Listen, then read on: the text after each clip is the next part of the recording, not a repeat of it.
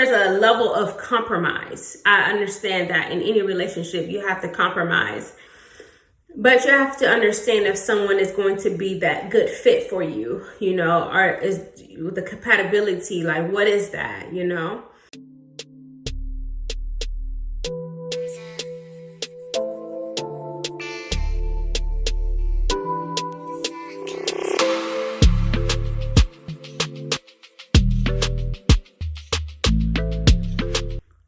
Lights, camera, action. Hey y'all.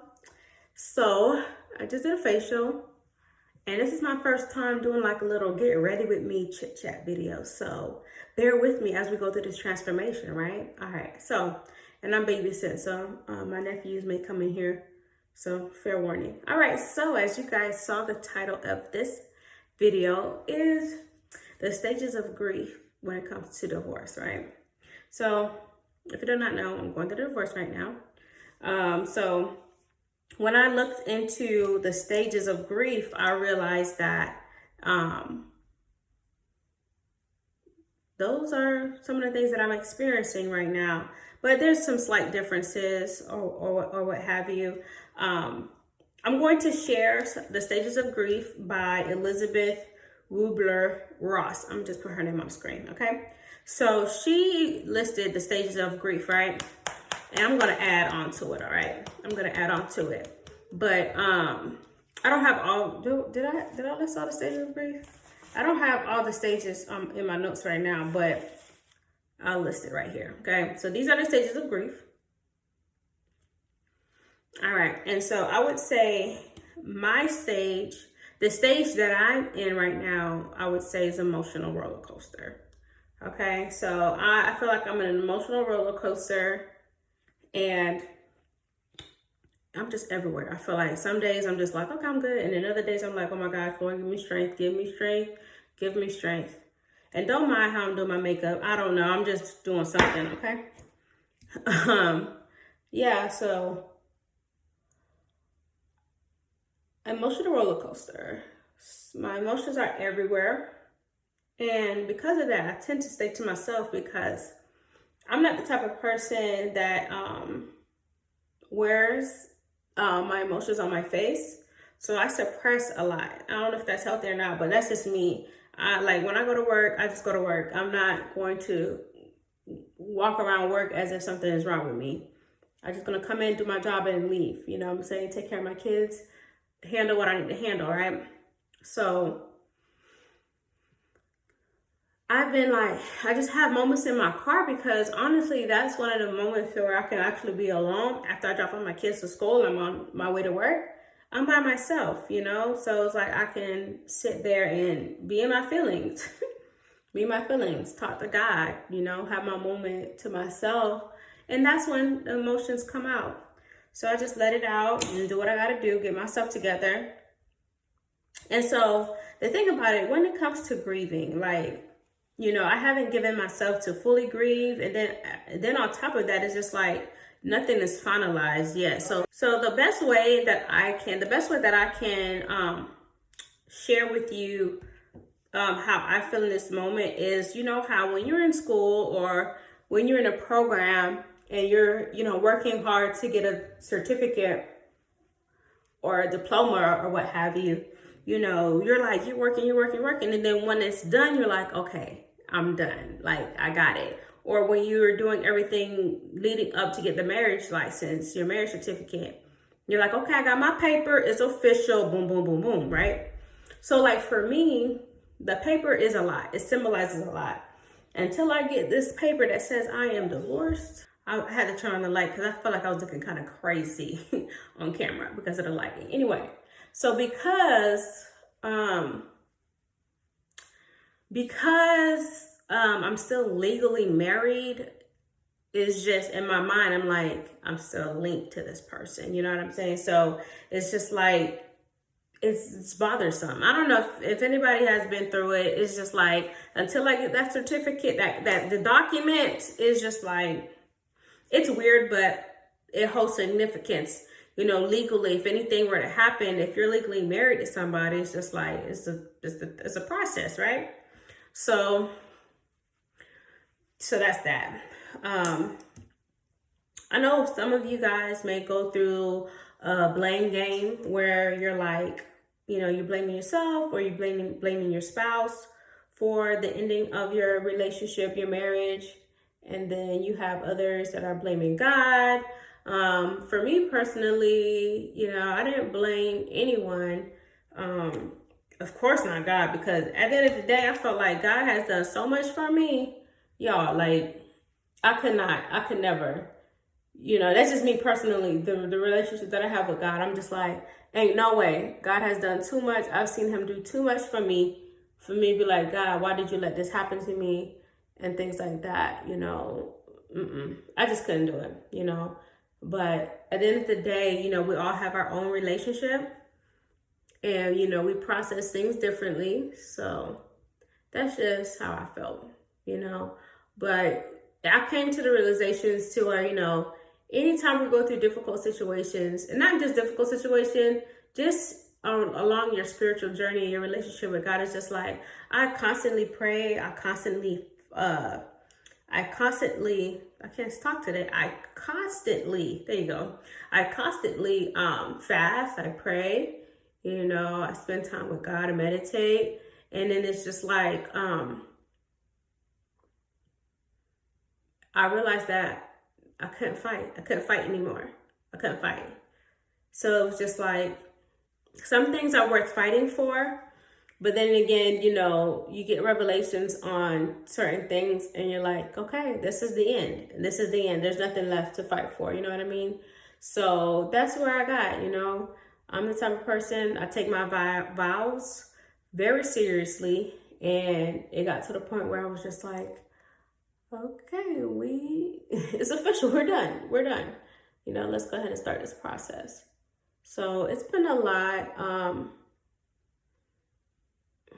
You guys, it's a lot, especially when you have kids. When kids are involved, kids start asking questions, and then you as the parent are like, okay, what can I say to make them understand? What can I say to, not make it too difficult, So it's a lot. It's definitely a lot. But what I can say, to anyone that's experiencing this, you'll get through it. You'll definitely get through it. You're not alone. You may feel like you're alone in this process, but trust me, you are not alone. You will get through this. I always remember, God will never give you more than you can bear and more than you can handle. If he has allowed you to go through an experience, be like, God, I trust you. I know you're going to get me through this. I don't understand what is happening, but God, my trust is in you. I know you'll see me through this, okay? You'll see me through it at the end of the day. So it's tough, So that's why you have to stay connected to him, because he is the source of my strength. I'm not a singer, y'all, so let me stop. But yeah. It's a lot, y'all. But emotional roller coaster, that's what I'm in right now. So I have mediation scheduled coming up in a couple of weeks, so I have to get prepared for that. And one of the things I can say is that I feel like I'm still in this phase of survival mode, where it's like I'm just doing anything, not any and everything, but I'm just doing what I need to do to take care of my kids. When you're talking about getting married at 23, I'm 34. Being married at 23, having my son at 24, I've raised my kids in a 2-parent household. So we've been physically separated 1.5 years from our house. Our house was sold now and everything. So it's like, it's just me, you know what I'm saying? So it's like, this is what I'm used to. I'm used to, for 8-9 years, I'm used to, okay, all of our money going in one account. We're making things work, 2-income household. I'm not used to a 1-income household. I know when I was younger, I felt like when you're like 19, 20, you don't really have bills. My car was paid in cash. I had a cell phone, I really wasn't paying no mortgage, you know what I'm saying? So there's a difference. So for me, is that transition to where it's just like, all right, boo, time for you to kind of like move and do things on your own now because of how things have unfolded. So great. Let me tell you what I'm so grateful and so thankful, because that's why I said I can't be mad at God, because He is with me through this process. Yes, we sold our house early in the year. So it's like I sold a house, but I was able to gain 2. So it's just like when God blesses you, He blesses you. So I'm in my house right now that I bought, me and my kids. So it's just like, I remember the first couple of nights, I really couldn't sleep because I was just like, how houses make noise. It's like maybe the tree hitting the window, certain things like that. The cars down the street, the next door neighbor. It's just like, I'm like, what is that? So I'm having to get used to that. So that was a whole process. And not only that, y'all, I don't like bugs. So when we have issues with lizards, I have to, I gotta do what I gotta do. So it's those types of things that I'm embracing, and I am learning to just go with the flow and get through this phase,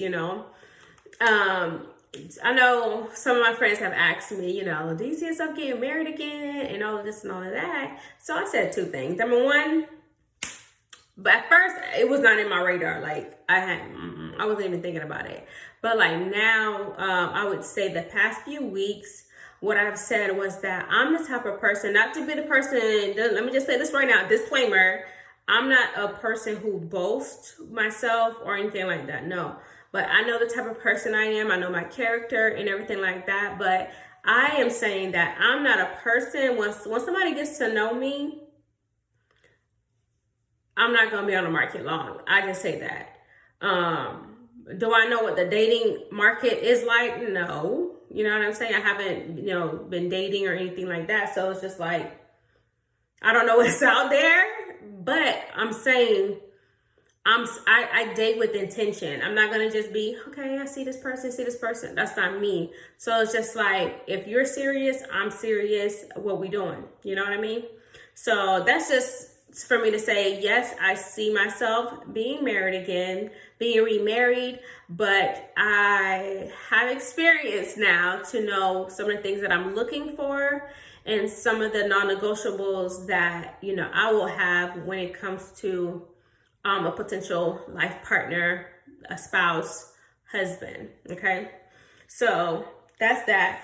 So one of the other things that I felt like was hard last year was the fact that I hosted a vision board experience tour. So I was on tour. I hosted it here in my city, Jacksonville, Florida. I went to Orlando and I went to Atlanta. So you're talking about promoting, networking, being present, showing up and doing what I need to do. Like I had to suppress a lot.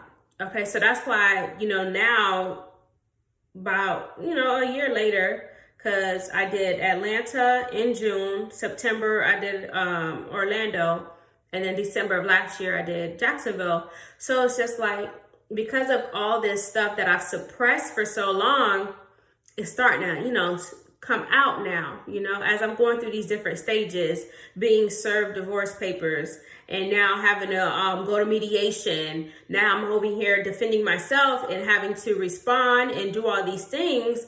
I'm just like, okay, like, let's go. I'm like, all right.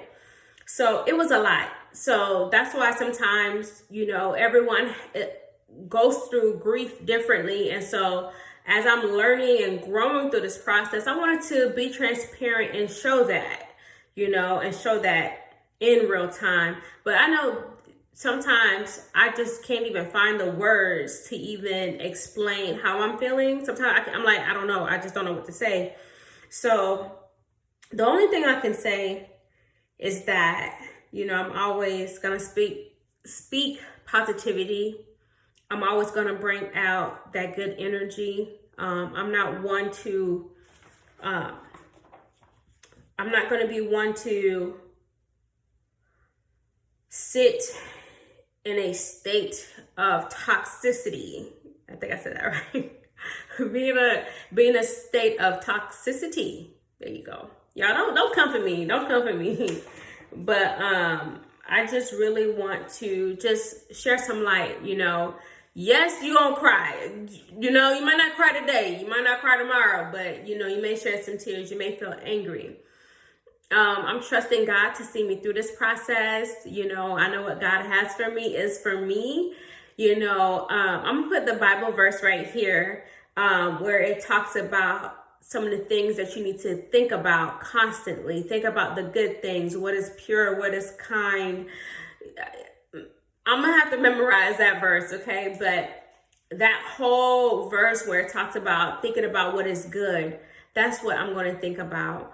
I'm not going to say that, I'm in la la land and I'm not in reality. No, I do understand reality. However, I can choose what I want to give my energy to, what I want to focus on. So I'm going to focus on the good things and the positive things, because what God has for me, baby, I'm just saying, it's going to be, anyway, I'm just thankful. I'm going to continue to give God praise.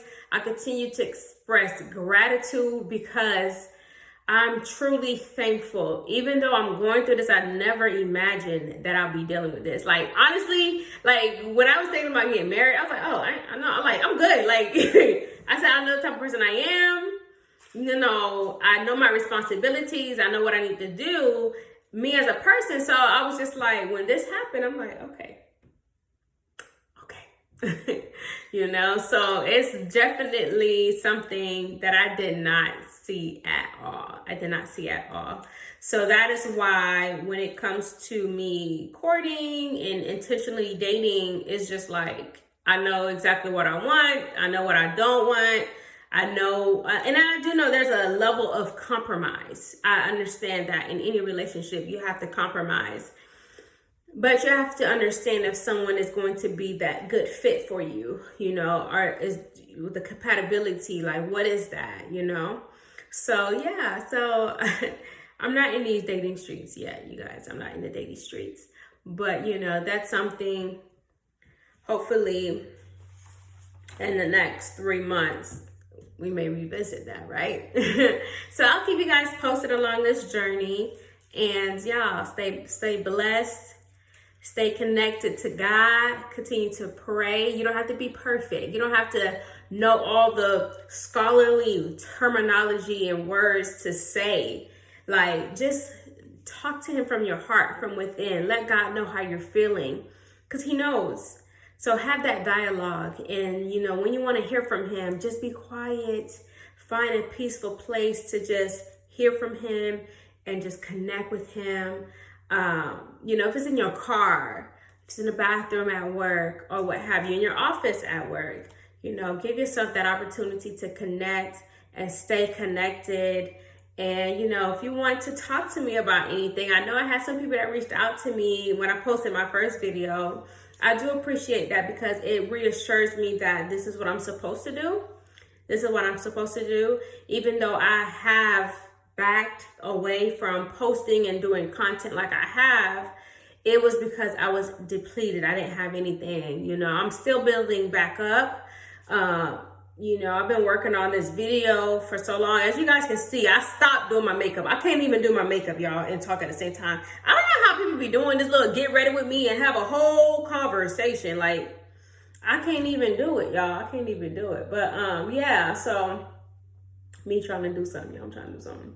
But yeah, so I'm just trying to get myself together. I had a breakdown earlier this week at work, but I'm better. As you can see, I'm better. But, I'm letting it flow. I'm not suppressing it, I'm just letting it out when it comes. There's different scenarios that pops up, new issues that pops up that causes, me to, y'all, oh my gosh. But, hey, it's part of life. It's part of the process, So yeah, I don't want this video to be too long. I'll just post my little final hair makeup outfit, I don't know. We'll see. But y'all be blessed. I love y'all. Keep me posted on your journey. If you're experiencing something like this, I can pray for you. I can lift you up in prayer. Just let me know what you need me to pray for you, pray with you about, you know, and I'm here for you, okay? God is love, and I love you. Y'all be blessed. For myself, say everybody's fine, but they can't be you. Even if they want to do.